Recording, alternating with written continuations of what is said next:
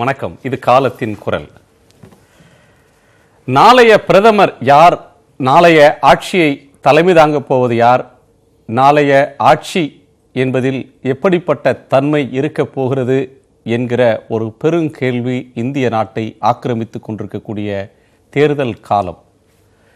இப்போது தேசிய அளவில் இருக்கக்கூடிய இரண்டு பெரும் கட்சிகள், பாரதிய ஜனதா கட்சி, காங்கிரஸ் கட்சி, இந்த இரண்டு கட்சிகளும் இரண்டு முழக்கங்களை முன்வைத்திருக்கின்றன.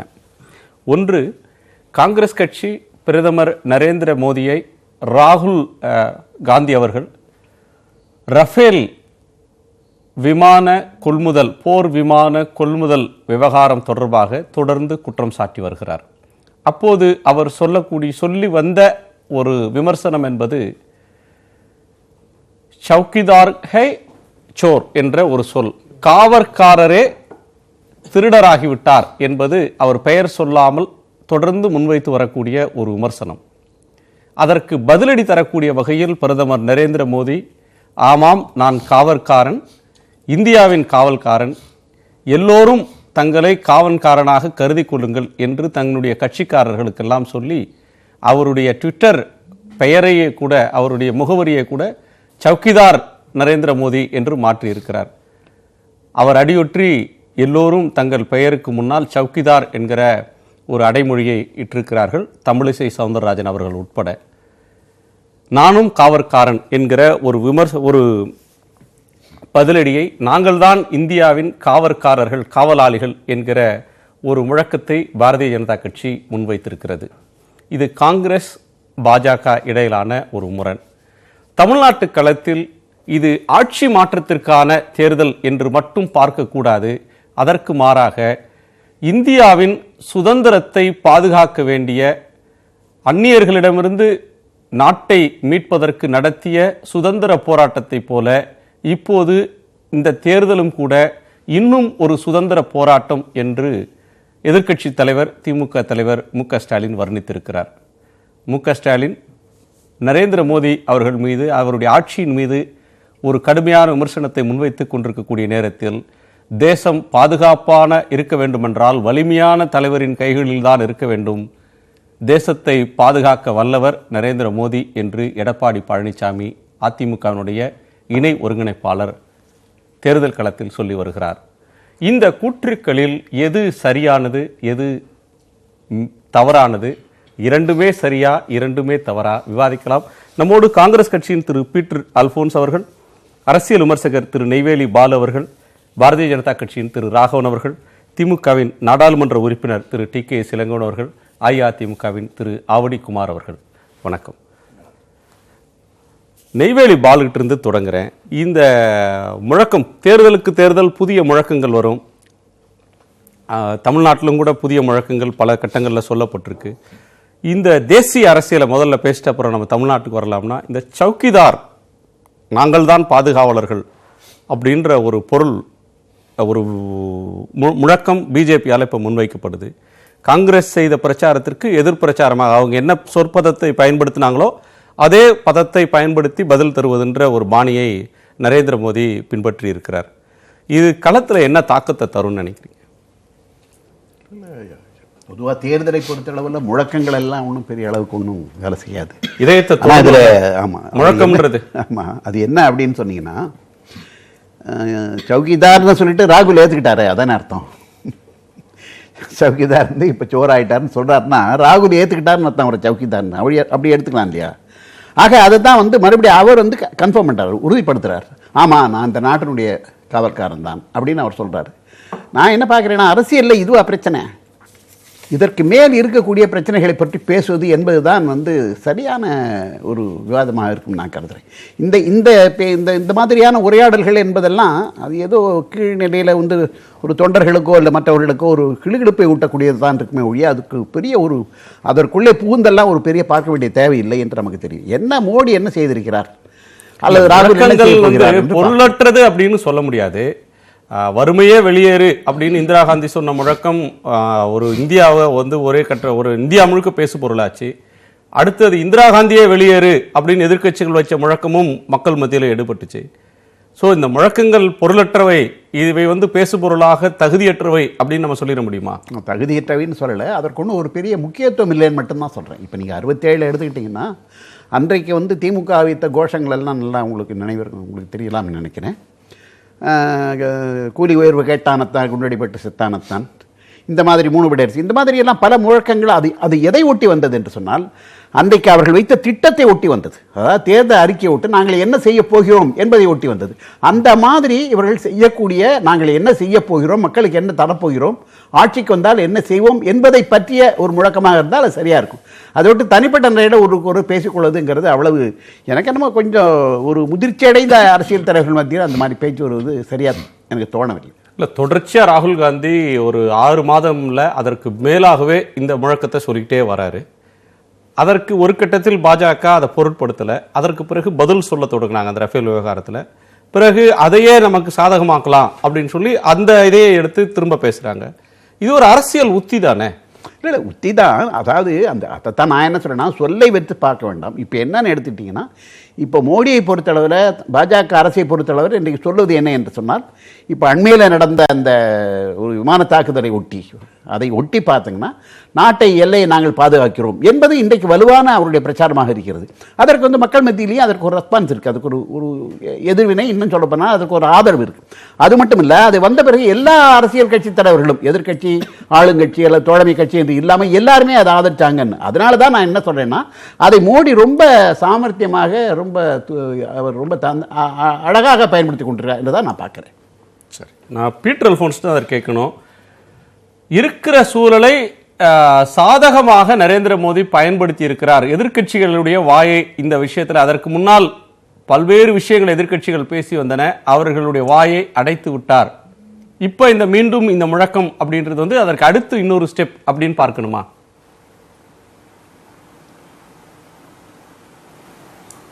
இல்லை குணசேகரன், நீங்கள் அடைத்து விட்டார் என்று சொல்வதை விட அடைத்து விட முயற்சிக்கிறார் என்று சொல்லுங்கன்னா அது பொருத்தமாக இருக்கும்னு நான் நினைக்கிறேன். அதாவது நீங்கள் 2-3 மாதங்களாகவே தேசம் தேர்தல் சூட்டில் களத்திற்கு வந்த போதிலிருந்து பாஜக ஒவ்வொரு கட்டத்திலும் ஒரு புதிய யுக்தியை கண்டுபிடித்து அந்த யுக்தி தோற்று போன உடனே அதற்கு அடுத்த யுக்திக்கு வந்திருப்பதை நீங்கள் பார்த்து கொண்டே இருக்கலாம். முதல்ல ராமர் கோவில் கட்டுகிற விஷயத்தை பெரிதாக தேர்தல் பிரச்சனை ஆக்க வேண்டும் என்று எண்ணினார்கள். ஆனால் அவர்கள் நினைத்ததை போல அது மக்களுடைய கவனத்தையோ அல்லது ஆர்வத்தையோ ஈட்டவில்லை என்று சொன்ன உடனே அதற்கு அடுத்த கட்டமாக வந்தார். அதற்கு பிறகு இந்த புல்வாமா தாக்குதல் வந்த பிறகு அதை முன்னிலைப்படுத்தி அதற்காக ஒரு பெரிய உள்ளே போய் அவர்கள் தாக்குதல் நடத்தி வந்ததை போல ஒரு தோற்றத்தை எல்லாம் கொண்டு அதன் மூலமாக மக்களை ஈர்க்க நினைத்தார். இப்பொழுது சௌக்கிதார் என்கிற ஒரு புதிய கோஷத்தை வைத்து மோடி அவர்கள் மக்களுடைய கவனத்தை மட்டுமல்ல, இந்த தேர்தலினுடைய மைய பிரச்சார வாத புள்ளியை மாற்ற நினைக்கிறார்.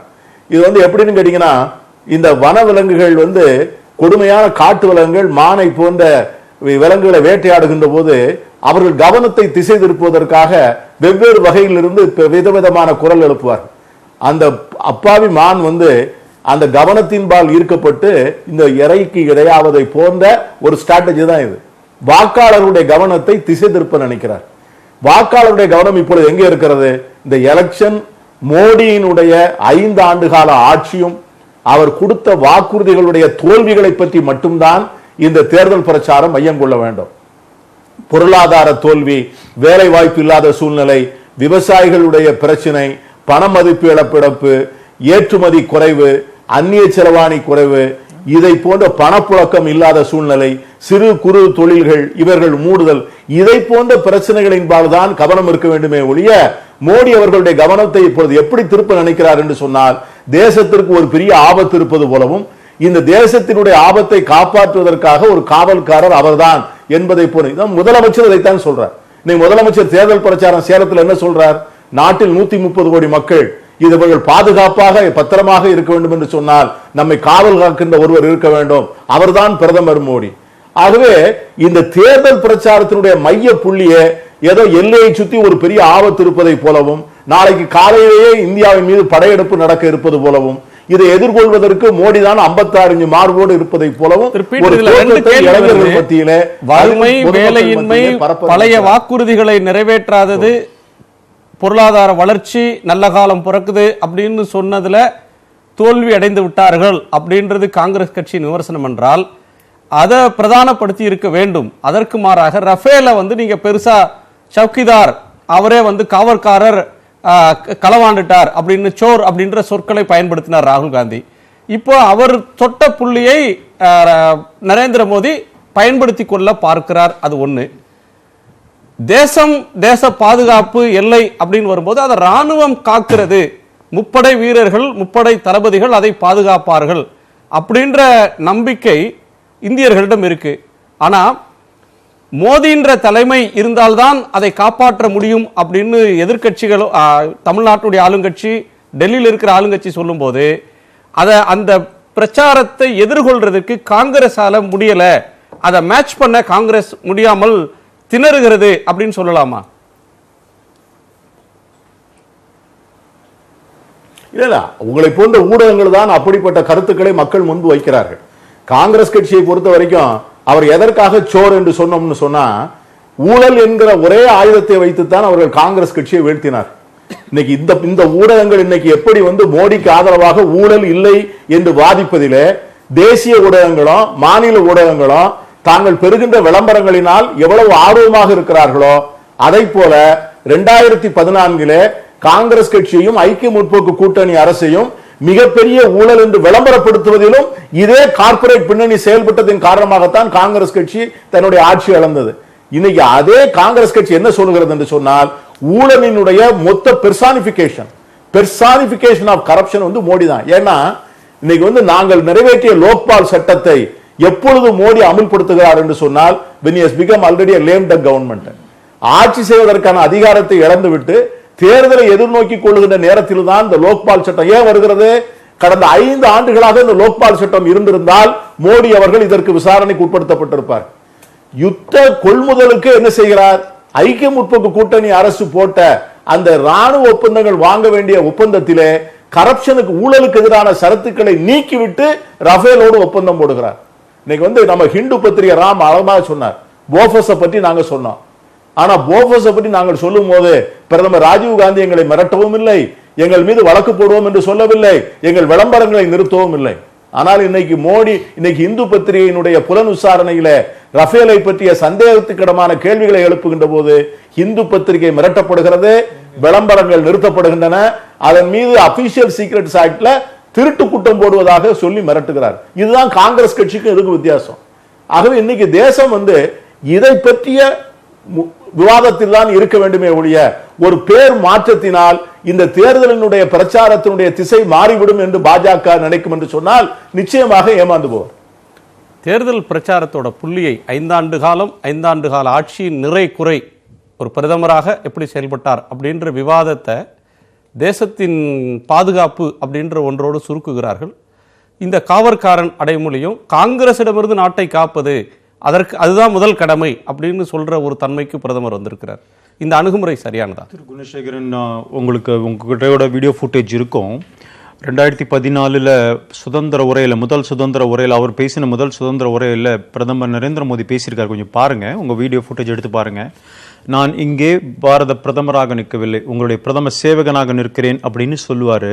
அதே நேரத்தில் இந்த நாட்டுடைய கஜானாவை பாதுகாக்கின்ற பாதுகாவலனாக நான் இருப்பேன், இந்த நாட்டுடைய மக்களுடைய பணத்தை கொள்ளையடிப்பதை ஒரு காலம் அனுமதிக்க மாட்டேன் அப்படின்னு இந்த பாதுகாப்புங்கிற வார்த்தையை ட்ரஸ்டி அப்படிங்கறத அங்க யூஸ் பண்ணது ஃபர்ஸ்ட். சௌக்கிதார் அவர் பயன்படுத்தினாரு, அது வந்து ராகுல் எடுத்து. நீங்க இப்ப சொல்றீங்க தேர்தலுக்காக இல்ல, 2014 வந்த முதல்ல பயன்படுத்தின வார்த்தை இது. நான் இந்த நாட்டுடைய கஜானாவிற்கு, மக்களுடைய வரி பணத்துக்கு பாதுகாப்பாளனாக இருப்பேன்னு சொல்லியிருக்கிறார். அதைத்தான் பல இடத்துல அவர் நிறைவேற்றி வந்திருக்கிறார், தேர்தலுக்காக இல்லை. அண்ணன் திரு பீட்டர் அல்போன்ஸ் அவர்கள் சொல்லும் பொழுது பண மதிப்பு இழக்கம், அந்நிய செலாவணி குறைவுலாம் பேசுறாரு. அந்நிய செலாவணி இதோ என்கிட்ட இருக்கு.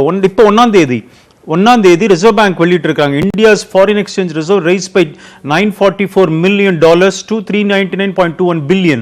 எப்படி நீங்க சொல்றீங்க எனக்கு புரியல. இப்ப போன வாரம் வெளியிட்ட அறிக்கையில ரிசர்வ் பேங்க் இவ்வளவு அந்நிய செலாவணி உயர்ந்திருக்குங்கிறாரு. அந்நிய செலாவணி பிரச்சனைன்னு பேசுறாரு. எதை வச்சு பேசுறான்னு எனக்கு புரியல.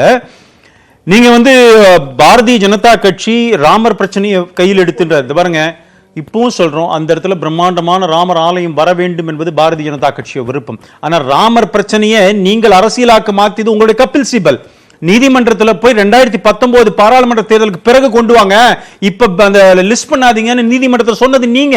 அதை பிரச்சனையாக எடுத்துன்னு வந்து மக்கள் மத்தியில் வந்துடக்கூடாது, ஒரு அந்த பிரச்சனைக்கு தீர்வே வந்துடக்கூடாது, 2019 அப்புறம் பார்த்துக்கலாம்னு சொன்னது உங்களுடைய கபில் சிபல் ஆர்கியூ பண்றாரு. நீங்க எங்க பார்த்து சொல்றீங்களா?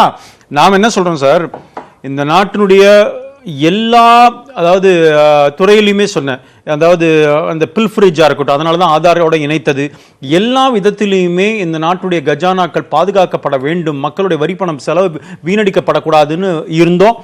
ரஃபேல பத்தி பேசுறாரு. ரஃபேல்ல நீங்க என்ன அக்ரிமெண்ட் போட்டீங்க? ரஃபேல்ல பேசிக்கொண்டே இருந்தது காங்கிரஸ். இந்த நாட்டுடைய IAF ஏர்போர்ஸ் அழுதது, கதறியது, நல்ல ஏர்கிராஃப்ட் இல்லன்ட்டு. நீங்க அக்ரிமெண்ட் போடுறேன் ஒரு அக்ரிமெண்ட் காட்டுங்க. இன்னைக்கு கூட காங்கிரஸ் சொல்றாங்க எங்களோட அதிகமா போட்டாங்க. நீங்க போட்ட அக்ரிமெண்ட் எவ்வளவுங்க? எங்கங்க? ஒரு விமானத்துக்கு கூட அக்ரிமெண்ட் போடாம அக்ரிமெண்ட் போட்ட மாதிரி காட்டுறீங்க, எது பேசிட்டு இருக்கீங்க? அது இன்னொரு விஷயம். ஊழலை பற்றி எங்களுக்கு சொல்லாதீங்க. ரஃபேல பொறுத்த வரைக்கும் உச்சநீதிமன்றம் சொல்லி இருக்குது, கிளீன் ஷீட் கொடுத்துருக்கு. நீங்க ரைஸ் பண்ண 3 பாயிண்ட்லயும் உச்சநீதிமன்றம் அட்ரஸ் பண்ணிருக்கு, ஆன்சர் பண்ணிருக்கு. அதனால இன்னைக்கு வந்து மக்கள் மத்தியில் செல்வாக்கு வந்த பெற்று எல்லா இடத்துலயும் வெற்றி பெறும் அப்படிங்கிற நிலைமை வரும்பொழுது இன்னைக்கு இப்படி பேசுறாங்க. சோக்கிதார் சோர் ஹே, சோக்கிதார் சோருன்னு நீங்க சொல்லலாம், நீ உச்சநீதிமன்றம் சொல்லலையே. மக்கள் மத்தியில நாங்க பல தேர்தலை சந்திக்கணுமே, நாங்க மக்கள் எங்களுக்கு அப்படி சொல்லலையே, எங்களுக்கு வாக்களிச்சிருக்கிறாங்க. அதனாலதான் இதை நீங்க எடுத்துட்டு போங்க மக்கள்கிட்ட, மக்கள் என்ன பதில் சொல்றாங்கன்னு பார்ப்போம். திரு பீட்டர், அதாவது நண்பர் வந்து ராகவன் வந்து ரொம்ப விவரம் தெரிந்த வழக்கறிஞர். அக்ரிமெண்டே போடலன்னு சொன்னீங்கன்னா எப்படி வந்து HAL வந்து அந்த விமானம் செய்ய வேண்டும், ஒரு விமானத்துக்கு வந்து 600 கோடி ரூபாய், இதற்கு வந்து இத்தனாம் தேதி சப்ளை பண்ணணும், எல்லாம் முடித்து விட்டு தேர்தல் வந்த காலத்தால அந்த அக்ரிமெண்ட்ல வந்து சைன் பண்ண முடியல, அவ்வளவுதான். நீங்க எப்படி அதற்காக அந்த கமிட்டி போட்ட கமிட்டி யார் போட்ட கமிட்டி? நெகோசியேஷன் கமிட்டி யார் போட்ட? உங்களுக்கு நல்லா அந்த நெகோசியேஷன் போட்ட கமிட்டில நீங்க எப்படி பிரைம் மினிஸ்டர் ஆபீஸ் வந்து பேரலலா நெகோசியேட் பண்றீங்க? பேரலலா நீங்க எப்படி நெகோசியேட் பண்றீங்க? Do you think it's per se illegal? Can you say it is per se illegal? Can you say it is illegal? Public prime minister office இதை செய்ய அதிகாரம் இல்லைன்னு சொல்ல முடியுமா? எந்த வகையில? நீங்க பாராளுமன்ற உறுப்பினரா இருந்தீங்க, நீங்க சொல்லுங்க. மிஸ்டர் ராகவன் நீங்க பேசும்போது நான் குறுக்கிடல. நான் சொல்றேன், என்ன சொல்லணும்? நான் சொல்றேன், இன்னைக்கு வந்து உச்சநீதிமன்றத்துல நீங்கள் தவறான கருத்தை, தவறான விவரங்களை கொடுத்து ஃபால்ஸ் அஃபிடவிட் போட்டதின் காரணமாக இன்னைக்கு வந்து ரெவியூ பெட்டிஷன் பெண்டிங், வரக்கூடிய 2-3 நாட்களிலே திரும்ப மீண்டும் விசாரணை துவங்க போகிறது. நீங்க வந்து அதை கிராமட்டிக்கல் மிஸ்டேக்னு சொல்றீங்க. ஒரு மத்திய அரசு ஒரு அட்டர்னி ஜெனரல் வந்து போடுகிற அஃபிடவிட்ல ஆங்கிலம் தெரியாமல் போடுகிறார் என்று சொல்லி இந்தியாவினுடைய முதன்மை வழக்கறிஞரை குற்றம் சாட்டக்கூடிய அளவிற்கு இன்னைக்கு மத்திய அரசினுடைய தகுதி இன்னைக்கு இருக்கிறது சொல்லி ஊர் உலகமெல்லாம் கைகொட்டி சிரிக்கிறது. முதல்ல அபிஷியல் சீக்ரெட்ஸ் ஆக்ட்ல அட்டர்னி ஜெனரல் என்ன சொன்னாரு? அந்த டாக்குமெண்ட்ஸை திருடிட்டாங்கன்னு சொன்னார். அப்போ அந்த டாக்குமெண்ட்ஸை திருடின டாக்குமெண்ட்டை கோர்ட் ரிலே பண்ணக்கூடாதுன்னு சொல்றார். உச்சநீதிமன்றத்தில் உங்களை உச்சந்தலையில் அடித்ததை போல கேட்டார்.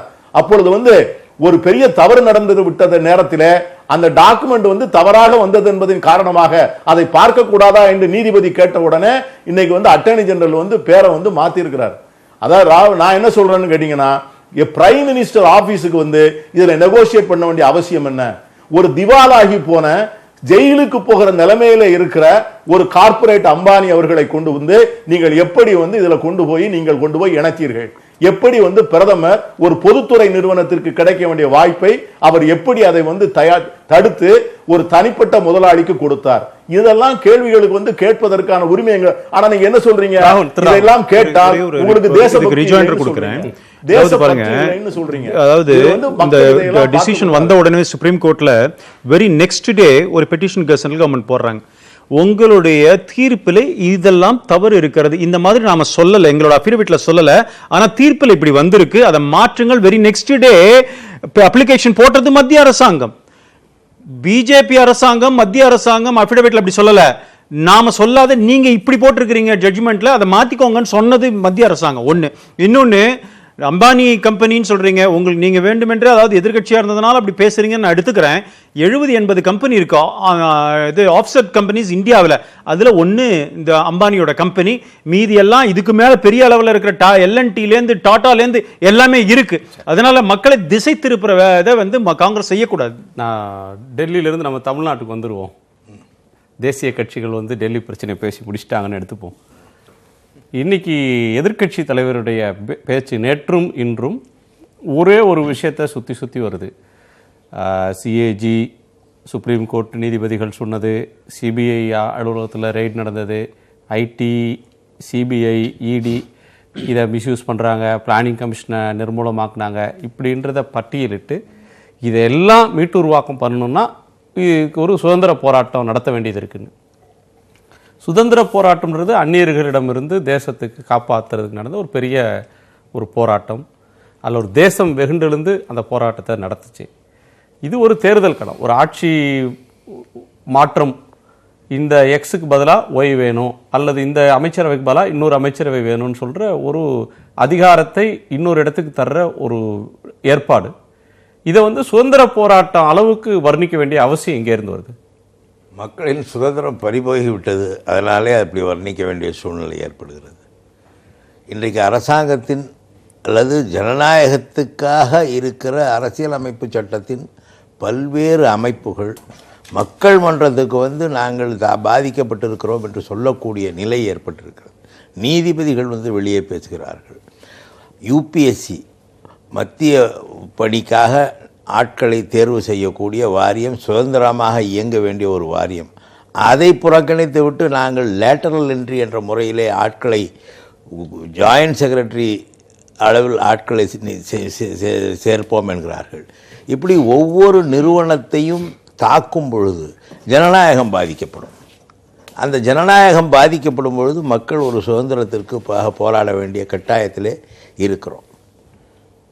அதனாலே தான் இதை இப்படி சொல்ல வேண்டியதாக இருக்குது. பல நிறுவனங்கள் இந்த நாட்டிலே என்ன சொல்கிறார்கள்? அரசியலமைப்பு சட்டம் வழங்கி இருக்கிற உரிமைகளை இந்த அமைச்சரவையில் இருக்கிற அமைச்சர்கள் மறுக்கிறார்கள். நீ இஸ்லாமியனா, இந்த நாட்டை விட்டு வெளியே போகிறார்கள். இதை சொல்லும் உரிமையை யார் இவர்களுக்கு கொடுத்தது? நீ கிறிஸ்தவனா, நீ வேறு நாட்டுக்கு போகிறார்கள். இதை சொல்லுகிற உரிமையை யார் இவர்களுக்கு கொடுத்தது? இதை சொல்லிவிட்டு அமைச்சரவையில் அமைச்சராகவும் தொடர்கிறார்கள். இது இந்த நாட்டின் சுதந்திரத்திற்கு ஏற்பட்டிருக்கிற ஆபத்து. அதனாலே இதை சுதந்திர போராட்டம் என்று சொல்ல வேண்டிய சூழ்நிலை ஏற்பட்டிருக்கிறது. சரி, இன்னொரு ஆர்கியூமெண்ட்டும் இன்னொரு இதுக்கு உங்கள்கிட்ட கேட்கணும். முதலமைச்சர் சொல்கிறாரு, முதலமைச்சரும் கூட அவருடைய உரையில் மிக முக்கியமாக சொல்கிறதுன்றது தேசம் பாதுகாப்பாக இருக்க வேண்டும் என்றால் ஒரு வலிமையான தலைவர் இந்த நாட்டை வழிநடத்த வேண்டும் அப்படின்ற ஒரு அஸ்திரத்தை எடுக்கிறார். அது உங்களுக்கு பாதகமாக அமையுமா? தேவையில்லை. தேசம் பாதுகாப்பாக இருக்க வேண்டுமென்றால் ஒரு வலிமையான ஆட்சி மத்தியிலே அமைய வேண்டும் என்று நாங்கள் குரல் கொடுத்தவர்கள் தான் ஏற்கனவே. அதிலே எதுவும் தவறில்லை. ஆனால் அதிகாரம் அதிகாரம் கூடுதல் அதிகாரம் என்ன செய்யும் பேசுவார்கள். கூடுதல் அதிகாரம், மோர் பவர் கரப்ட்ஸ். அதிகாரம் கூடுதலாக போகும்பொழுது அது வலிமை என்று எடுத்துக்கொள்ளக்கூடாது, அது கொடுங்கோன்மைக்கு சமமாக போய்விடும். அந்த நிலை ஏற்பட்டிருக்கிறது என்பதுதான் எங்களுடைய அச்சம். திரு ஆவடிக்குமார், அதிமுகவுடைய தேர்தல் பிரச்சாரம், அது அமைச்சர்கள் பேசினதாக இருந்தாலும் சரி, முதலமைச்சர் பேசுறதும் கூட காங்கிரஸ் ஆட்சி காலத்தினுடைய ஊழல்கள், அதிலிருந்து ஸ்ட்ரெயிட்டாக நாட்டை பாதுகாக்கிறதுக்கு மோடி வேணும்னு பேசுகிறீங்க. கூட்டணி அமைத்த போது நீங்கள் சொன்ன முழக்கம்ன்றது மாநில நலன்களை பாதுகாக்கணும், மாநில உரிமைக்கு குரல் கொடுக்கறதுக்கு எங்களுக்கு ஓட்டு போடுன்றீங்க. அதை பேசினால் மக்கள் ஏற்க மாட்டாங்க, இது பேசினா இது எளிது அப்படின்ற ஒரு எண்ணத்துக்கு அதிமுக வந்திருக்கா? அதனோட வெளிப்பாடா இதை முன்னிறுத்துவதுன்றது? அதாவது மாநிலத்தினுடைய நலன், இந்த ஆட்சி தொடர வேண்டும், தமிழ்நாட்டில் அமைத்த ஆட்சி தொடர வேண்டும் என்பதுதான் எங்களுடைய இலக்கு, நோக்கம். ஆனால் இந்த தேர்தலை எதிர்க்கட்சிகள் எப்படி பயன்படுத்துதுன்னு பார்க்கணும். இது ஏதோ அனைத்து இந்திய அண்ணா திராவிட முன்னேற்ற கழகத்தை இன்றைக்கு எதிர்ப்பதற்கு அவர்கள் சொல்லக்கூடிய ஒரே காரணம், நரேந்திர மோடி அவர்களை ஆதரிக்கிறது, அவர் பாரதிய ஜனதா கட்சியினுடைய திட்டங்களை மட்டுமே இது செயல்படுத்துகிறது, அதனால் பாரதிய ஜனதா கட்சியினுடைய எதிர்ப்பை முழுமையாக அண்ணா திராவிட முன்னேற்ற கழகத்தின் மீது திணிக்க விரும்புகிறார்களே தவிர இந்த பிரச்சனையில் இன்றைக்கு எதிர்க்கட்சிகிட்ட எந்த ஆயுதமும் இல்லை. அவங்க கையில அவங்க நிராயுதபாணியா அந்த களத்துக்கு வந்து நிக்கிறாங்க. இன்றைக்கு அவங்க நினைச்சா எதிர்க்கட்சியா இருக்கிற உங்களுக்கு நீங்க அதிமுக அந்த பாயிண்ட் தான் கேட்கிறேன். அதிமுகவும் பிஜேபியும் கூட்டணி அமைந்துட்ட நிலையில அந்த கூட்டணியை விமர்சிக்கிற ஒரு கட்டத்துக்கு தானே எதிர்க்கட்சி போகும். அதுதான் சொல்றேன், நிராயுதபாணியா இருக்கிறதுனால அவங்க அரசியல் ரீதியான அல்லது இந்த நாட்டிற்கு தேவையான எந்த திட்டங்களையோ அல்லது இந்த அரசாங்கம் கடந்த 5 ஆண்டுகளில் செய்த தவறுகளையோ, அதற்கு முன்பு காங்கிரஸ் அரசாங்கம் கொண்டு வந்த திட்டங்கள், அதனால் ஏற்பட்ட பாதிப்புகள், அதை வந்து இவங்க வந்து சாதகமாக இருந்ததுன்னா அதை சொல்லணும். அதையெல்லாம் சொல்லாம நரேந்திர மோடி என்கின்ற ஒற்றை மனிதனை அகற்றுவது மட்டுமே ஒரு இலக்கு என்ற குறிக்கோளோட புலிக்கு பயந்தவங்கலாம் எங்களோட வந்துருங்கன்னு சொல்லி இவங்க வந்து பிரச்சாரத்தை தொடங்கியிருக்காங்க.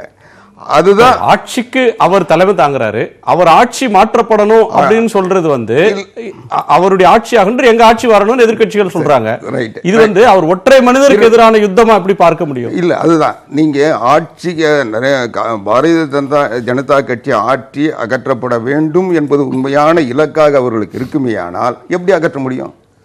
அதற்கு நிகரான இணையான அதை எதிர்க்கக்கூடிய ஒரு வலிமையான கூட்டணி அமைக்க முடியலையே. இவங்க வந்து அவருக்கு பேரலா ஒரு லீடரை கொண்டு வர முடியலையே. இன்னைக்கு இந்தியாவை முழுவதும் பாரதிய ஜனதா கட்சியை எல்லா இடங்களும் ஏத்து போட்டியிட முடியலையே. தமிழ்நாட்டில் அமைச்சிருக்காங்க, கேரளால LDF UDF இருக்கு, கர்நாடகால அதே கேரளாவுல தானே காங்கிரஸ் கம்யூனிஸ்ட் ஏத்து நிக்கிறாங்க. அங்க 2 பேர் தான் சார் பெரிய கட்சிகள். தமிழ்நாட்டில் அமைச்சிருக்காங்கல்ல, தமிழ்நாட்டில் ஒரு கூட்டணி அமைச்சிருக்காங்கல்ல, அவங்க ராகுல் காந்தி பிரதமர்னு சொல்றாங்களே. தமிழ்நாட்டில் இருக்கிற 40 இடத்தை வச்சுட்டு இந்திய அரசியல் நிர்ணயிக்க போறது கிடையாது. பீகார்லயும் 40 இடம் இருக்கிற பீகார்லயும் கூட்டணி அமைச்சிருக்காங்களே. நீங்க உத்தரப்பிரதேசத்துல இவங்க அமைச்ச கூட்டணி இருக்கா? நான் என்ன சொல்றேன், குறைந்தபட்சம் இவங்க நரேந்திர மோடி அவர்களுடைய அரசாங்கம் இந்தியாவுக்கு சுதந்திரத்தை தரல, இந்தியாவுக்கு பாதிப்பு மட்டும்தான் தந்திருக்கின்றத வாதத்துக்கு நான் ஏத்துக்கிறேன். அதை அகற்ற வேண்டும் என்ற அக்கறை இவங்களுக்கு இருந்தா குறைந்தபட்சம் இவங்க பதவிகளை சமரசம் செய்வதற்கு கூட இவங்க தயாரா இல்ல. இவங்களுக்கு நோக்கம் அவங்க பதவிக்கு வரணும்ன்றது தானே தவிர இந்த நாட்டினுடைய பிரச்சனைகளை பற்றி அவங்களுக்கு எந்த கவனம் இல்ல. நரேந்திர மோடியை எதிர்த்து இவங்க வந்து ஆட்சியில உட்காரணும்னு நினைக்கிறாங்களே தவிர ஆட்சியில இருக்கிறவங்க ஆட்சியை தொடரணும்னு நினைக்கிறதும் எதிர்க்கட்சி அந்த இடத்துக்கு வரணும்னு நினைக்கிறதும் இயல்பா ஜனநாயகத்தில் இருக்கிற ஒரு ஆசை. இப்போ வந்து நீங்க நரேந்திர மோடி தான் எங்க பிரதமர் வேட்பாளர் அப்படின்னு சொல்லி எடப்பாடி பழனிசாமி அதை முன்னிறுத்தும் போது ராகுல் காந்தி எங்க பிரதமர் வேட்பாளர் ஸ்டாலின் முன்னிறுத்தாரு. இல்ல, நரேந்திர மோடி அவர்களை பிரதமராக அனைத்து இந்திய அண்ணா திராவிட முன்னேற்ற கழகமோ தமிழ்நாடு முதலமைச்சர் எடப்பாடி பழனிசாமி அவர்களோ முன்னிறுத்தவில்லை. பாரதிய ஜனதா கட்சி முன்னிறுத்திருக்கு. காங்கிரஸ் கட்சி அப்படி ஏதாவது முன்னிறுத்திருக்கா அல்லது ஏதாவது ஒரு கூட்டணி அமைக்கிறீங்களா இல்லையா? நீங்க யாரு பிரதமராக ஓட்டு கேக்குறீங்க? யாரு உங்க பிரதமர் வேட்பாளர்? நரேந்திர மோடி தான். அப்ப அதான் சொல்றேன். நான் சொல்றது நாங்க வந்து ஒரு ஆட்சி அமைக்கிறதுக்கு உரிய போட்டியில களத்துல இருக்கிறோம்.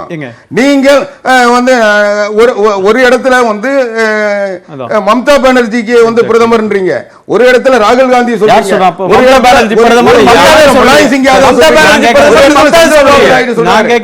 பானர்ஜி பிரதமர் மம்தா பானர்ஜி வேற யார் பிரதமர்னு சொல்லிருக்காங்க.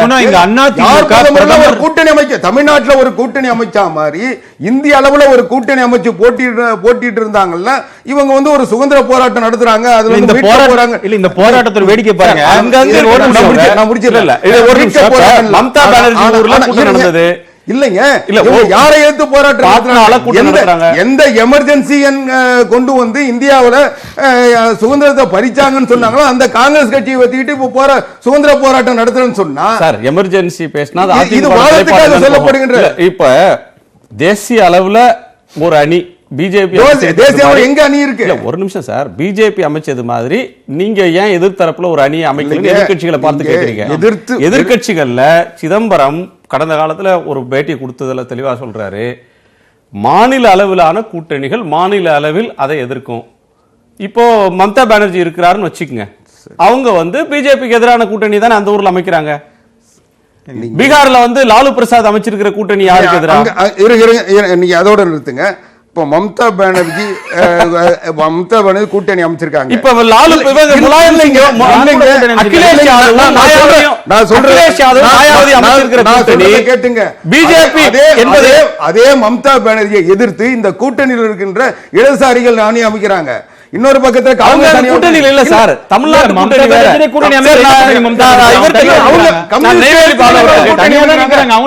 போட்டி காங்கிரஸ் அந்த போட்டியாளர் தான். ஒரே ஒரு விஷயம், இவங்க ரெண்டு பேரும் சொன்னதுல ஒன்ன ஒத்துக்கிட்டாங்க. இந்த அரசு தேசிய ஜனநாயக கூட்டணி அரசு அல்ல, இந்த அரசு பாரதிய ஜனதா கட்சி அரசு அல்ல, இது மோடி அரசு, மோடி என்ற ஒற்றை மனிதர் நடத்துகிற அரசு. இதைத்தான் நாங்க மோடி சர்க்கார்னா அது மோடியோட அரசு. பாரதிய ஜனதா கட்சியும் மோடியும் தனியாக பிரித்து விட தேசிய ஜனநாயக கூட்டணி நீங்க எனக்கு புரியல சார். நான் கேட்கிறேன், நான் திரு ஆவடிக்குமார் கேட்டதான் ஸ்ட்ரைட்டா கேட்கிறேன். நரேந்திர மோடி பிரதம வேட்பாளர், எங்களுடைய பிரதம வேட்பாளர்னு அதிமுக சொல்லுது சார். முதலமைச்சர் எல்லாத்திலையும் பேசுறாரு, அது காரணங்களையும் சொல்றாரு சார். ஸ்டாலின் சொல்றாரு ராகுல் காந்தி முதலமைச்சர் வேட்பாளர், பிரதம வேட்பாளர் சொல்லலன்னா எங்க உங்க பிரதமர் வேட்பாளர்னு கேட்கலாம். ஸ்டாலின் ஒரு பிரதம வேட்பாளர் சொல்றாரு. தேசிய அளவில் ராகுல் காந்தி காங்கிரஸ் தலைமையில இருக்கிற கூட்டணி சொல்லுங்க சார். என்சி நேஷனல் கான்ஃபரன்ஸ் 2 தொகுதியில நீ நான் கூட்டணி வச்சுக்கலாம், அந்த தொகுதியில நீ நான் எதிர்த்து போட்டிட்டுக்கலாம். யார் ஜெயிச்சாலும் ஒரு நல்ல ஒரு ஃப்ரெண்ட்லி கான்டெஸ்ட் பேசுற ஒரு மாநிலத்துல கூட கூட்டணி அமைக்க முடியல. நீங்க ஒரு பாயிண்ட், நீங்க இப்ப சொல்றதுக்கு ஒரு ஆர்குமெண்ட் நான் சொல்றேன். நீங்க உத்தரப்பிரதேசத்துல இந்தியாவினுடைய பெரிய மாநிலத்துல சட்டமன்ற தேர்தலை சந்திக்கும் போது எங்க முதலமைச்சர் வேட்பாளர் யோகி ஆதித்யநாத் சொன்னீங்களா? Not required. இப்போ உங்களுக்கு அது தேவையில்லை. ஆனா காங்கிரஸ் மட்டும் பிரதமர் வேட்பாளர் யாரும் சொல்லலங்க. மிஸ்டர் குணா, நான் என்ன சொல்றேன், மகாராஷ்டிரால சொன்னீங்களா? ஒரு நிமிஷம் இங்க ஒரு நிமிஷம். நான் என்ன சொல்றேன், நீங்க பிரதம வேட்பாளரே சொல்ல வேணாம் சார். ஆனா எங்களுடைய கூட்டணின்றீங்களா, அது என்னதுங்கிறேன். மம்தா பானர்ஜி என்ன கூட்டணி அமைச்சாங்க? அவங்க தனியா நிக்கிறாங்க, காங்கிரஸ் சேர்த்துக்க மாட்டேன்ட்டாங்க. மிஸ்டர் குணா, கம்யூனிஸ்ட் சேர்த்துக்கல, காங்கிரஸ் சேர்த்துக்கல, அப்புறம் மம்தா பானர்ஜி கூட்டணி டிடிபி காங்கிரஸ் டிடிபி சேர்த்துக்க மாட்டேங்கிறாங்க, டிடிபி காங்கிரஸ் சேர்த்துக்க மாட்டாங்க. அது என்னங்க கூட்டணி? கேரளால யூடிஎஃப் எல்டிஎஃப் தனியா நிக்கிறாங்க, இது என்னங்க கூட்டணி? இந்த இடத்துல உத்தரப்பிரதேசல சமாஜ்வாடி கட்சி காங்கிரஸ் யாருமே ஏத்துக்கல.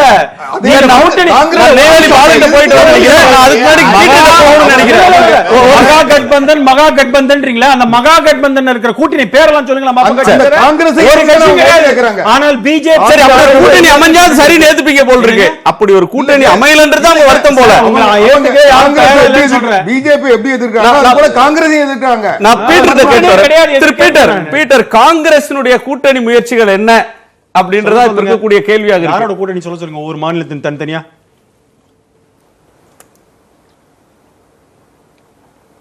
அதாவது குணசேகரன், நீங்க இந்த தேர்தலினுடைய வாதத்தையே இப்படிப்பட்ட தேவையில்லாத விஷயங்கள் மீது திருப்பி கடந்த 5 ஆண்டுகள் செயல்பட்ட அரசினுடைய மாபெரும் தோல்விகளையும் அது இந்த நாட்டிற்கு இழைத்திருக்கிற மிகப்பெரிய சேதத்தையும் மறைப்பதற்கான வாத போக்காகத்தான் நான் பார்க்கிறேன். இருந்தாலும் நான் பதில் சொல்றேன். காங்கிரஸ் கட்சியை பொறுத்தவரை பீகார்ல எங்களுக்கு கூட்டணி உருவாகிவிட்டது. இன்னைக்கு மகாராஷ்டிராவில் எங்களுக்கு கூட்டணி உருவாகிவிட்டது. கர்நாடகாவில் எங்களுக்கு கூட்டணி உருவாகிவிட்டது. கேரளாவில் எங்களுக்கு கூட்டணி எங்களுக்கு இருக்கிறது. நீங்க மற்ற இடங்கள்ல இன்னைக்கு பாஜகவை எங்களை பற்றி சொல்றாங்களே, சிவசேனா இன்னைக்கும் தலையங்கம் எழுதுகிறது. புல்வாமா அட்டாக் தவறு, அதுல மோடி சொல்வது தவறுன்னு. நிதின் கட்காரி பிரதமர் வந்தால் நாங்கள் ஏற்றுக்கொள்வோம் என்று சிவசேனா பத்திரிகை தலையங்கம் எழுதுகிறது. இவங்க மற்ற கூட்டணியை பற்றி பேசுகிறார்கள். ஆகவே இன்னைக்கு நான் நண்பர் நம்ம கோடம்பு குமார கேட்க ஆசைப்படுகிறேன். நீங்க தந்தை பெரியார் என்று சொல்லி நீங்கள் திராவிடர் இயக்கம் என்று சொல்லுகிறவர்கள், நீங்க இன்னைக்கு மோடி எங்கள் தந்தை என்று சொல்லக்கூடிய அளவுக்கு இன்னைக்கு திராவிட இயக்கத்தினுடைய வீழ்ச்சி அதிமுக அதனுடைய அடையாளமாக இருக்கு. மோடி எங்கள் டாடி என்று சொல்லக்கூடிய அளவுக்கு எந்த ஜெயலலிதா அவர்கள் கேட்டாரோ மோடியா இந்த லேடியா என்று கேட்ட இடத்திலே மோடி தான் எங்கள் டாடி, அந்த தந்தை பெரியார் அவர்களோடு ஒப்பிடக்கூடிய அளவிற்கு இன்று மோடியை உயர்த்தி பிடிப்பதற்கு அதிமுக தயாராகி இருக்கிறது என்று சொன்னால் அதிமுகவினுடைய மடியிலே எவ்வளவு கனம் இருக்கிறது என்பதை நாட்டு மக்கள் இன்னைக்கு உணர்ந்திருக்கிறார்கள். அதனால நீங்க எந்த சூழ்நிலையில நீங்க பார்த்தாலும் இந்த தேர்தல் இதனுடைய மொத்த மக்களுடைய கவனம். தமிழ்நாட்டை நீங்க சொன்னீங்க 2வது சுதந்திர போராட்டம் உண்மை. இன்னைக்கு தளபதி ஸ்டாலின் அவர்கள் சொல்றாரு, இன்னைக்கு பாருங்க தமிழ்நாட்டு மக்களுக்கு வேலை வாய்ப்பு இல்லை. போஸ்ட்மேன் ரெக்ரூட்மெண்ட்ல கூட நீங்க குஜராத்ல இருந்து ராஜஸ்தான்ல இருந்து ஆள் கொண்டு வரீங்க. இன்கம் டாக்ஸ் டிபார்ட்மெண்ட் இன்ஸ்பெக்டர்ல 400 பேர் எடுத்தா 6 பேர் தான் தமிழ்நாட்டுக்காரர்கள். ரயில்வேல வந்து 1800 பேர் எடுக்கிறீங்க, அதுல 10 பேர் கூட தமிழ்நாடு கிடையாது. ஐசிஎஃப் ஃபேக்டரியில் இருந்த தொழிற்சாலையுடைய அவ்வளவுத்தையும் கொண்டு போய் உத்தரப்பிரதேசத்துக்கு கொண்டு போறீங்க. தமிழ்நாட்டுக்கு 17,000 கோடி ரூபாய் பாக்கி இருக்கிறது. தம்பித்துறை சொன்னார், தமிழ்நாட்டிற்கு மோடி அரசு துரோகம் செய்திருக்கிறது சொன்னார். இதே துணை நிதி அமைச்சர் சொன்னார். நான் கேட்கிறேன், விமான நிலையங்கள் விமான நிலையங்களை முழுதும் அத்தானிட்ட கொடுத்துட்டீங்க.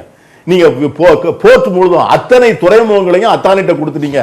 இன்னும் ஒரு ஆட்சி நடந்தால், தொடர்ந்து வந்தால், தூத்துக்குடி துறைமுகத்திலிருந்து சென்னை துறைமுகம் வரை, சென்னை விமான நிலையத்திலிருந்து இந்தியா தமிழ்நாட்டிலே இருக்கிற அத்தனை ரயில்வே நிலையங்கள், ரயில் வண்டி தடங்கள் அத்தனையும் ஒட்டுமொத்தமாக குஜராத் மயமாக ஆக போகிறது என்பதை சுட்டிக்காட்டத்தான் தளபதி ஸ்டாலின் அவர்கள் இதை 2வது சுதந்திர போராட்டம்னு சொன்னார்.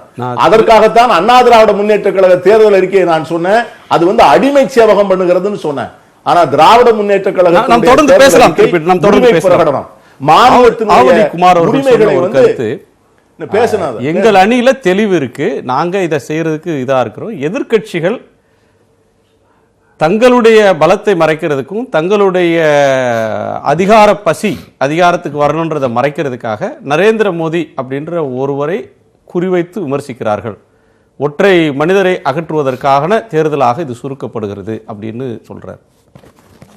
அதெல்லாம் அப்படி வந்து மோடின்னா அவர் ஏதோ தனி மனிதர் அப்படின்னெல்லாம் நம்ம வந்து பேசவே கூடாது. இன்னொன்று பார்த்தீங்கன்னா, இப்போ நீங்கள் சொன்னதில் ஒரு முக்கியமான விஷயம் ஒன்று இருக்குது. இப்போ காங்கிரஸுக்கு வந்து பார்த்தீங்கன்னா பல மாநிலங்களில் கூட்டணியே இல்லை. அதான் யதார்த்தமான நிலைமையை நம்ம பார்க்கணும். அதே மாதிரி பாஜகவை பொறுத்த அளவில் அவர்களுக்கு வந்து எந்த ஒரு கடந்த சட்டமன்ற தேர்தல்களில் எங்கெல்லாம் அவங்க வந்து ஜெயிச்சிருந்தாங்களோ இப்போ அதெல்லாம் போயிருக்கு. யூபியில் வந்து பாஜகவுக்கு பெரிய கூட்டணி கிடையாது. அதே மாதிரி பீகார்ல கிடையாது, ராஜஸ்தான்ல கிடையாது. பீகார்ல கூட்டணி இருக்கு. நிதிஷ்குமாரோட கூட்டணின்னா அவர் வந்து முழுக்க முழுக்க அவருடைய கையில தான் இருக்குது. நிதிஷ்குமார் கையில தான் இருக்கு. சமமான அளவுல இருக்காங்க தமிழ்நாடு. அதே மாதிரி நீங்க பாத்தீங்கன்னா 40 பல இடங்கள்ல உண்மையா யதார்த்தமான நிலைமை என்னன்னு சொன்னீங்கன்னா, இந்த தேர்தல் வந்து டெல்லியில யார் ஆட்சி இருப்பது என்பதற்கான தேர்தல். ஆனா என்ன நடக்குது அப்படின்னு சொன்னீங்கன்னா, அந்த டெல்லியில் நடக்கக்கூடிய ஆட்சியினால இன்றைக்கு இருக்கக்கூடிய பிரச்சனைகளை பேசுவது என்பது போய் தனிநபர்களை பேசுவதுங்கிற ஒரு அரசியல் வருகிறது வந்து அதுதான் நான் வீழ்ச்சின்னு சொல்றேன், வேற ஒன்றும் இல்லை. அப்ப எதை பேசணும்னு சொன்னால், இன்றைக்கு வந்து எதிர்க்கட்சிகள் சில கோரிக்கைகளை சொல்றாங்க, இப்போ சில குற்றச்சாட்டுகளை சொல்றாங்க. இப்போ நீங்க வந்து கருப்பு பணம் ஒழிப்பில இருந்து எடுத்துக்கிட்டீங்கன்னா, ஜிஎஸ்டியில இருந்து எடுத்துக்கிட்டா எல்லாத்தையும் சொல்றாங்க. அதுக்கு என்ன மாற்று அதை சொல்லணும். அது வந்து நீங்க பிஜேபி வந்து அதை வந்து கவுண்டர் பண்ணணும். அதே மாதிரி இன்றைக்கு எதிர்க்கட்சி இருக்கக்கூடியவங்க அப்படிதான் பேசுவாங்க. ஆட்சி இருக்கக்கூடிய எதிர்த்து விமர்சனம் பண்ணுவது என்பதுதான் இயல்பு. நீங்க வந்து முதல் இதே ஒரு முறை பார்த்தீங்கன்னா, அதனை முதல் வேட்பாளர் சொல்லித்தான் ஆடுமான்னு பேசுறோம், இல்லைன்னா அப்புறம் பிரதமர் வேட்பாளர் சொல்லித்தான் ஆடுமான்னு பேசுறோம். அப்படியே சொல்லணும்னு சொல்லிட்டு ஏன் அதை நீங்களே அந்த ஆர்குமெண்ட் எடுக்கிறீங்க? நீங்க சொல்றீங்க மோடி தான் வேட்பாளர்னு, அதனால அடுத்தவங்க சொல்லணும்னு ஒன்றும் அவசியம் இல்லை. ஏன்னா யதார்த்தமான நிலைமை என்னன்னு சொன்னால், இந்தியா முழுவதும் இருக்கக்கூடிய எல்லா மாநிலங்களிலையும் காங்கிரசுக்கும் சரி பாஜகவுக்கும் சரி ஒரு சரியான வலுவான கூட்டணி அமையவில்லை என்பதுதான் யதார்த்தம். ஒன்று. ரெண்டாவது என்னன்னு சொன்னா, தமிழ்நாட்டை பொறுத்த அளவில் நான் பேசுறேன், தமிழ்நாட்டுடைய பிரச்சனைகளை இந்த ரெண்டு கட்சிகளும் அட்ரஸ் பண்ணுவதற்கு அவர்கிட்ட என்ன இருக்கிறது? நீங்க எடுத்துக்கிட்டீங்கன்னா, காவிரியிலிருந்து முல்லை பெரியாறிலிருந்து அணுகுறையிலிருந்து நம்முடைய ஹைட்ரோ கார்பன்லேருந்து இன்றைக்கு கடைசியாக இருக்கக்கூடிய 8 வழிச்சாலையிலிருந்து நீட் தேர்விலிருந்து 7 பேர் விடுதலை வரைக்கும் இவருடைய காங்கிரசுக்கும் அதே போல பாஜகவுக்கும் என்ன அவருடைய நிலைப்பாடு இருக்கிறது? அதை பேசாமல் இப்ப இன்னொரு ஒரு பெரிய வேடிக்கை என்ன தெரியுங்களா? இந்த தரம் இந்த எந்த தேர்தலும் இல்லாத அளவிற்கு கூட்டணி அமைந்த பிறகும் கூட தேர்தல் அறிக்கையே வரல. நீங்க ஒரு கட்சி வந்து தேர்தலில் ஈடுபடுது என்றால் அது முதல்ல அறிக்கை வைக்கணும், தேர்தல் அறிக்கை. மேனிஃபெஸ்டோங்கிறது ரொம்ப முக்கியமான விஷயம். அதை சொல்லித்தான் இந்த பிரச்சனைகள்ல நான்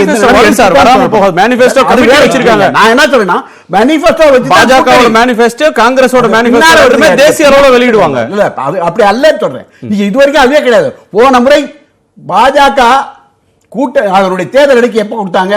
பிரச்சாரம் ஆரம்ப பிறகு. இன்னும் சொல்லப்போனால் ஒரு ஃபேஸ் தேர்தல் முடித்து கடைசியில் வந்தது.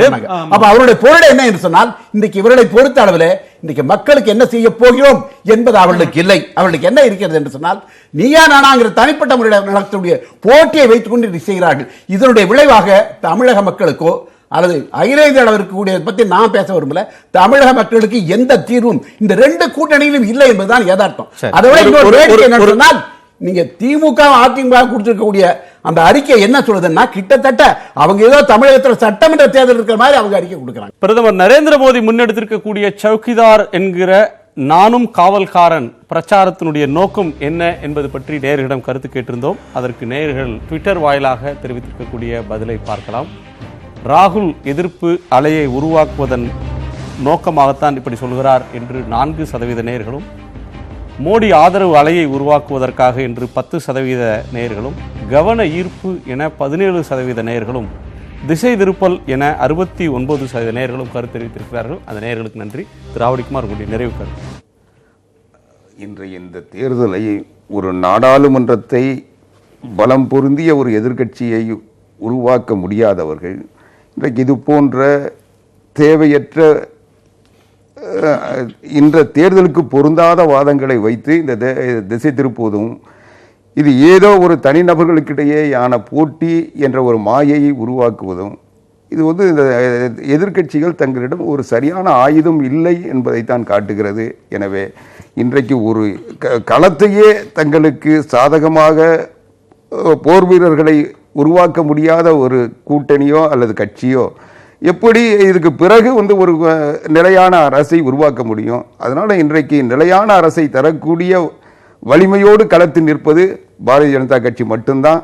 அதனால் அனைத்து இந்திய அண்ணா திராவிட முன்னேற்ற கழகம் இன்றைக்கு வேற கால சூழலில் வேற போட்டியே இல்லாத ஒரு நிலையில் அதை முழுமையாக ஏற்றுக்கொள்கிறது. அதை தான் முதலமைச்சர் எடப்பாடி பழனிசாமி அவர்கள் சுட்டிக்காட்டினார். இது மட்டும் இல்லை, இன்றைக்கு இந்த தேர்தலுக்கு பிறகு சேருகின்ற கூட்டணி என்பது அவியல் கூட்டணியாக அடிக்கடி மாறுகின்ற கூட்டணியாக ஒரு நிலையற்ற தன்மையை உருவாக்கும். இந்தியாவுக்கு அப்படி ஒரு நிலையற்ற தன்மை வரக்கூடாது என்பதற்காக அனைத்து இந்திய அண்ணா திராவிட முன்னேற்ற கழகம் இந்த முடிவை எடுத்திருக்கிறது. இல்லை, இதில் மோடி தனிப்பட்ட முறையில் நாங்கள் எப்போவுமே பாஜக காங்கிரஸ் தான் பார்ப்போம். ஆனால் பாஜகவே மோடிங்கிற ஒற்றை சொல்ல கட்சி நடத்துது. கூட்டணியில் எல்லாருமே மோடிங்கிற ஒற்றை சொல்ல இன்றைக்கி நடத்துகிறாங்க.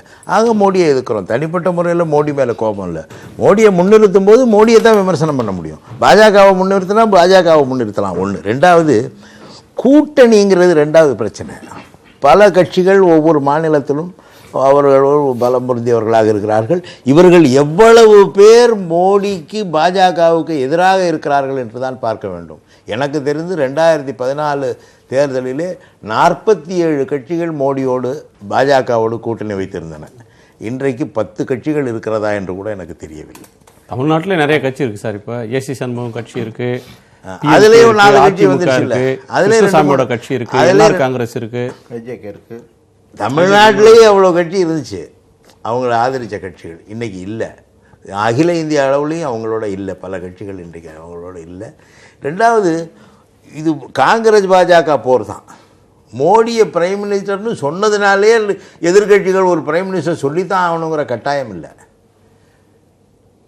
அது வரும்பொழுது பார்த்துக்குவான். அப்போ சோனியா காந்தி தான் பிரைம் மினிஸ்டர்னு சொன்னாங்க. கடைசியில் மன்மோகன் சிங் வந்தார். சோனியா காந்தி பிரைம் மினிஸ்டர் அவங்க சொல்லல. 2004 மற்ற பிரதமர் பலம் பொருந்திய செல்வாக்கான பிரதமர் வாஜ்பாய் ரீஎலெக்ஷனுக்கு வராரு. எதிர்கட்சியில மன்மோகன் சிங் கேரக்டரே அதனால அது தேவையில்லை. காங்கிரஸும் அவரை முன்னிறுத்தல சோனியா காந்தி. ஆமா, இந்த பழி ஏன் நேரடியாக மோடி மீது பாய்கிறதுன்னா, இந்த அரசாங்கம் பாஜக அரசாங்கமாக இல்லாமல் தேசிய ஜனநாயக கூட்டணி அரசாங்கமாக இல்லாமல் மோடி அரசாங்கமாக முன்னிறுத்தப்படுகிறது. அதனாலே மோடி மேல ஒருவரை முன்னிறுத்துவதால் அவரை எதிர்க்கிறேன். ராகுல் நிறைவு கருத்து. அதாவதுங்க, நாங்கள் ராகுல் காந்தி நீங்கள் சொல்லாமல் இருங்கலாம் நான் பேசலை. அவர் பேரை ஒருத்தர் சொல்லும் பொழுது காங்கிரஸ்ல ஐயோ அப்படிலாம் கிடையாதுன்னு பி சிதம்பரம் வர்றார். நாங்கள் அப்படிலாம் சொல்லலைன்றார். இப்போ ஸ்டாலின் அவர்கள் திரு ஸ்டாலின் அவர் பேரை முன்னிறுத்தும் போது சந்திரபாபு நாயுடு ஏற்றுக்க மாட்டேங்கிறாரு. அங்கே போய் 22 பேர் ஒன்றா இருக்கிறாங்களே, பேரு தான் தர. நீங்களே யோசிச்சு பாருங்க, வெஸ்ட் பெங்காலில் 22 பேர் ஒன்றா கையை தூக்கி காமிச்சாங்களே, அவங்களாம் எந்த கூட்டணியில் இருக்காங்கன்னு பாருங்க. வெஸ்ட் பெங்காலில் மம்தா பானர்ஜி ஏற்பாடு பண்ண கூட்டம், மம்தா பானர்ஜியோட இவங்கெல்லாம் இருக்காங்களா? முதல்ல கிடையாது. நான் அதை தான் சொல்கிறேன். ஃப்ரெஜைல் ஒரு இதுவாக தான் இருக்கே தவிர ஃப்ரண்ட்னு சொல்லவே முடியாது. பிஜேபிக்கு எதிராக எந்த கட்சியும் அங்கே கூட்டணி எதிர்க்க இல்லை. இங்கே நாம் சொல்லுவது, இந்த நாட்டிற்கு இந்த முதலமைச்சர் சொல்லுவது கூட சொல்றாரு, பாதுகாப்பான ஒரு ஆட்சி. நாங்கள் எல்லா மட்டத்திலுமே, நாட் ஒன்லி ஃப்ரண்டியர்ஸ் பாதுகாப்பு மாத்திரமில்லை, இந்த நாட்டுடைய கஜானாவுக்கு பாதுகாப்பாக. அதை தான் சொல்லணும். 3 கோடி கேஸ் இணைப்பு போலின்னு கண்டுபிடிக்கப்பட்டிருக்கு. எத்தனை பேருக்கு இந்த 3 கோடி பேர் போலி? அந்த மானியத்தை யார் வாங்கியிருந்தா அத்தனை வருஷமா? அதை காங்கிரஸ் கண்டுபிடிச்சதா? திமுக கூட்டணியில் இருக்கும்போது கண்டுபிடிச்சதா? தமிழ்நாட்டில் 10 லட்சம் ரேஷன் கார்டு போலின்னு கண்டுபிடிச்சோம் சார்.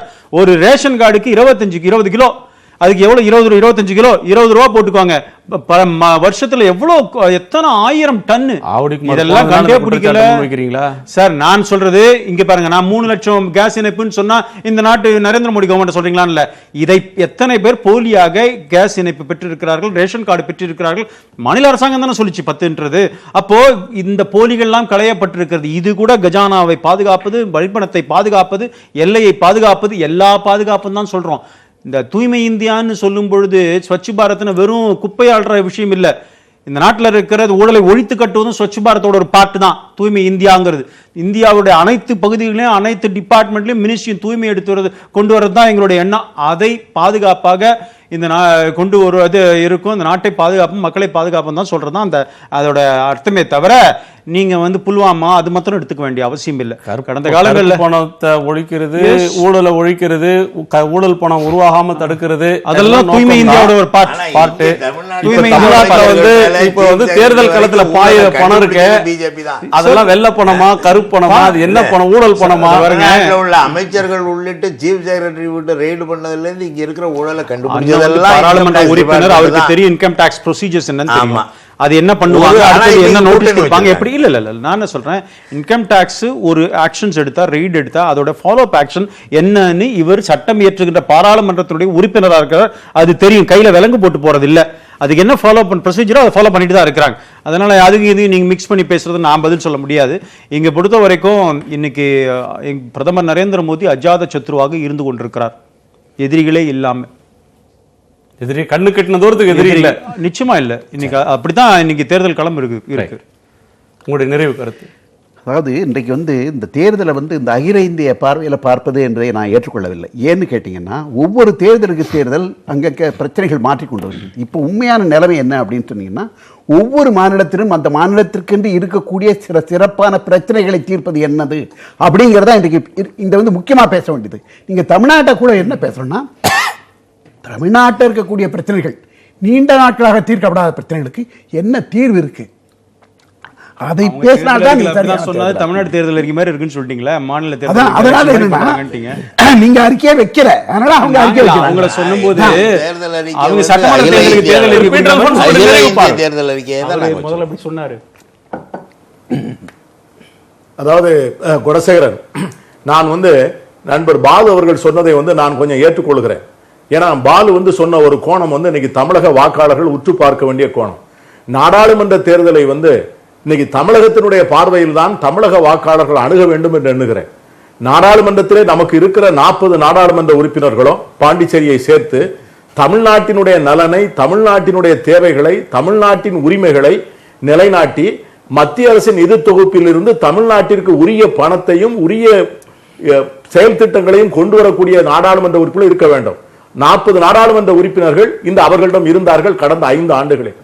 இந்த 40 நாடாளுமன்ற உறுப்பினர்கள் அந்த அவையில் இருந்தாலும் கூட தமிழ்நாடு இழந்தவைகள் எவ்வளவு என்பதை நீண்ட நெடிய பட்டியல் போடலாம். ஆகவே வரக்கூடிய தேர்தல் என்பது மோடி முதல் முறை தேர்தல் பிரச்சாரத்திற்கு வருகின்ற போது அவருடைய தேர்தல் அறிக்கையை வைத்தும் அவர் சொன்ன வாக்குறுதிகளை வைத்தும் மக்கள் வாக்களித்தார்கள். ஆனால் இப்பொழுது மோடி வாக்கு கேட்க வரும்போது பிரதமராக வருகிறார். 5 ஆண்டுகளில் அவர் பெற்ற தோல்விகள், அதனால் நாடு அடைந்த சீரழிவு, தமிழகத்திற்கு ஏற்ற இழப்பு, மாநிலங்களுடைய அதிகாரம் பறிபோனது, மாநிலங்கள் இன்னும் ஒரு முறை மோடி ஆட்சிக்கு வந்தால் நகர்மன்றங்களாக சுருங்கிவிடும் என்பதிலே மாற்று கருத்தில்லை. தமிழ் மொழி, தமிழ் கலாச்சாரம், தமிழ் இனம், இந்த நாட்டினுடைய சிறுபான்மைக்கு பாதுகாப்பு, தாழ்த்தப்பட்ட ஒடுக்கப்பட்ட மக்களுக்கு பாதுகாப்பு என்பதை பற்றியெல்லாம் பார்த்துத்தான் மக்கள் வாக்களிப்பார்கள். சௌக்கிதார் என்கிற ஒரு சொல்லுக்காக மக்கள் வாக்களிக்க மாட்டார்கள். என் நிலைப்பாட்டை ஏற்றுக்கொண்டு அதற்கு வாக்களித்த உங்கள் நேயர்களுக்கு மிக்க நன்றி. மிக்க நன்றி. ஏராளமான கருத்துக்கள் விவாதிக்கப்பட்டிருக்கின்றன. இன்னும் வரக்கூடிய நாட்களில் தேர்தல் களத்தில் என்ன விஷயங்கள் கூர்மை பெற போகின்றன, அந்த விஷயங்களை நாம் அன்றன்ற விவாதங்களில் நாம் அலசலாம். இன்று கருத்து அமர்வில் பங்கேற்று ஆழமான கருத்துக்களை விதைத்த உங்கள் ஐவருக்கும் நன்றி. மீண்டும் சந்திப்போம். இது காலத்தின் குரல், திக்கெட்டும் பரவட்டும்.